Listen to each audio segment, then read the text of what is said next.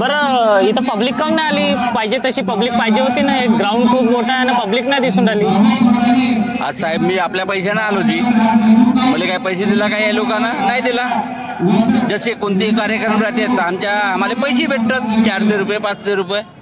तर इतर जेव्हा पार्ट्याच्या सभा होते तेव्हा पैसे भेटतात का? हो, 400 रुपये 500 रुपये म्हणजे जेवण खावण सगळं मिळते. मग इथं जेवण खावण पाहिजे होतं का? जेवण खाऊन तर जाऊ दे साहेब, पण आम्हाला पैसे नाही. पैसे जर दिले असते तर लोक आले असते. जसे समजा अदर पार्टीवाले लोक पैशाने आणतात खेड्यापाड्याहून, आमच्या वार्डातून आणतात लोक, तिकडून शांतीनाथ कडून लोक आणतात.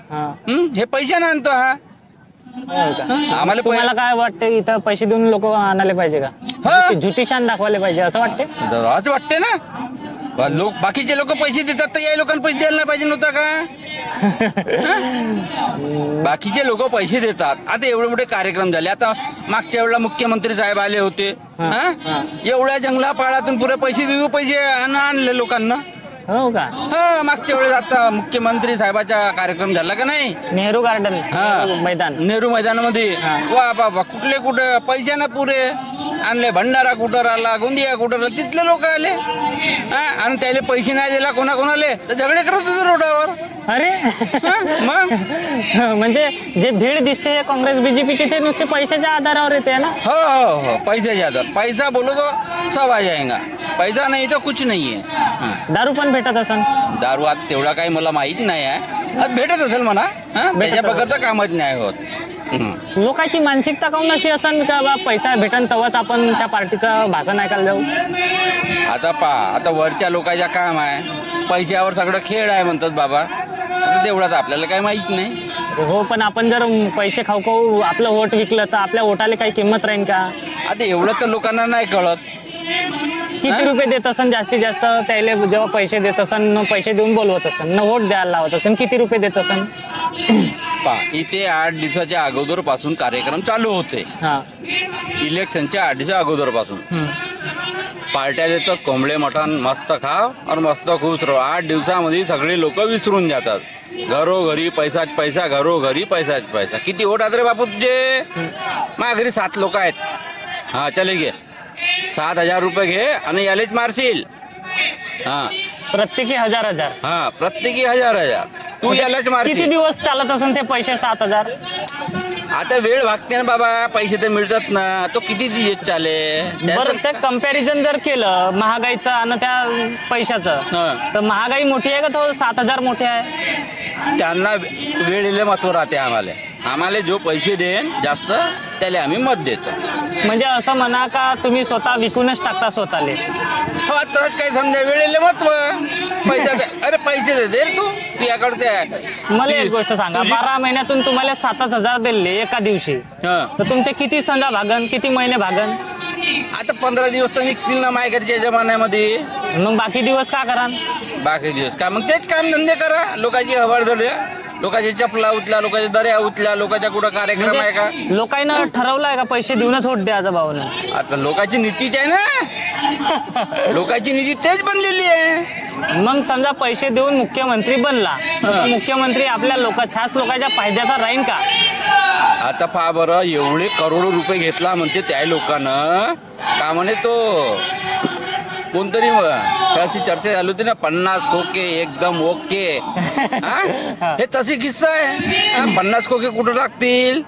म्हणजे आमच्यासारख्या लोक आहेत ना, चलो 400 रुपये 500 रुपये या हिशोबानं काम करतात ते लोक. अंधभक्त तर म्हणते महागाई वाढलीच नाही म्हणते.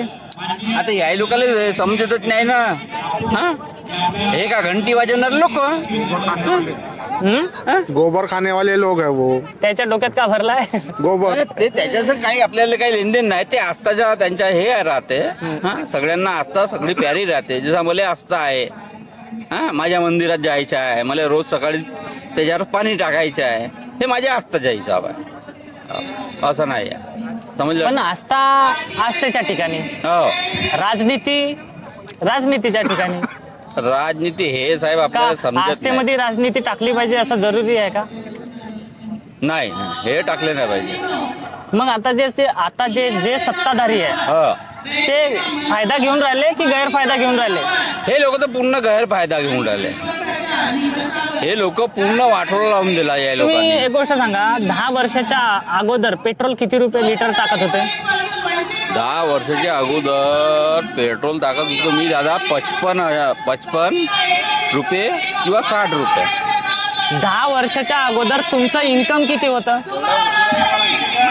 तेवढंच होतं जेवढा अगोदर होता.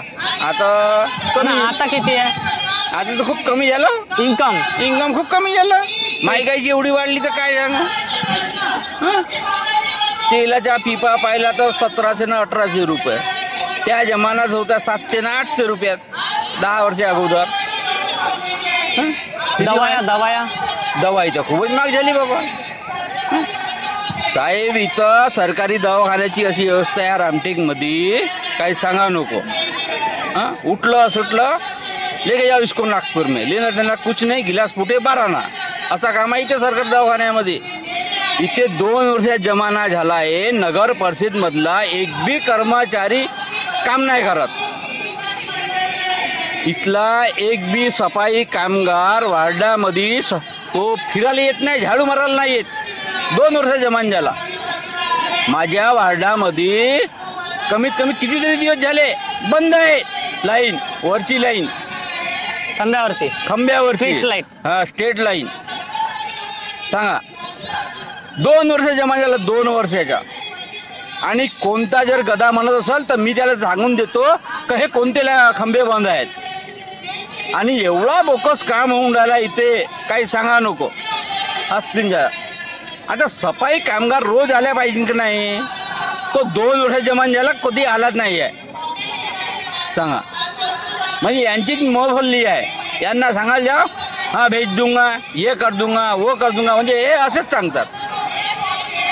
म्हणजे मनमानीच चालू आहे. मनमानी चालू आहे. हो, जनतेच्या मनाचं काही नाही. काही नाही आहे. हो, एकदा मुख्यमंत्री झाला, हो, सरपंच झाला, बस सरपंच झाला, अध्यक्ष झाला, उपाध्यक्ष झाला, काही झाला तर पूर्ण वाटोळा लागून जाते. त्यांना फक्त आपली कमिशनची चिंता आहे. हो, मग अशी सत्ताधारी कोणत्या कामाची आहे? कोणत्या कामाची आहे. आता इलेक्शन येतील, सब हर घर में 500 रुपये, 1000 रुपये, 2000 रुपये होट देतील. लोक भुलून जातात पिण्या खाण्यामध्ये. पण काय वाटतं तुम्हाला, लोक गुलामीकडे चालले की प्रगतीकडे चालले? नाही, लोक गुलामीकडे चालले, प्रगतीकडे जाऊन नाही राहिले. लोकायला तर वाटते ना का आम्ही प्रगती करून राहिलो, चंद्रावर गेलो. काही चंद्रागिंद्रात नाही सांगून राहिले. हे सगळे चुत्या बनवायचे फंड आहे त्याने. भोळ्या जनताले हे लोक चुत्या बनवत आहेत.